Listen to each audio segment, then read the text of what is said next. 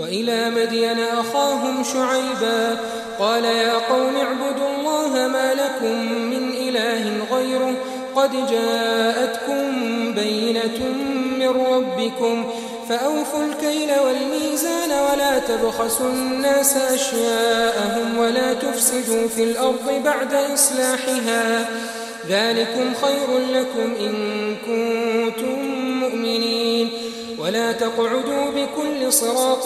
توعدون وتصدون عن سبيل الله من آمن به وتبغونها عوجا واذكروا إذ كنتم قليلا فكثركم وانظروا كيف كان عاقبة المفسدين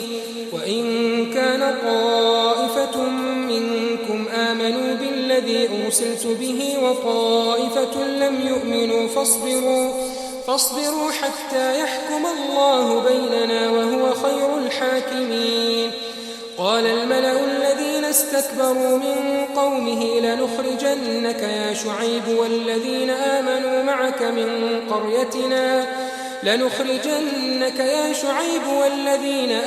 معك من قريتنا أو لتعودن في ملتنا قال أولو كنا كارهين قد افترينا على الله كذبا إن عدنا في ملتكم بعد إذ نجانا الله منها وما يكون لنا أن نعود فيها إلا أن يشاء الله ربنا وسع ربنا كل شيء علما على الله توكلنا ربنا افتح بيننا وبين قومنا بالحق وأنت خير الفاتحين وقال الملأ الذين كفروا من قومه لئن اتبعتم شعيبا إنكم إذا لخاسرون فأخذتهم الرجفة فأصبحوا في دارهم جاثمين الذين كذبوا شعيبا كأن لم يغنوا فيها الذين كذبوا شعيبا كانوا هم الخاسرين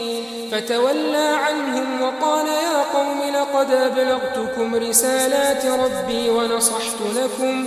فكيف آسى على قوم كافرين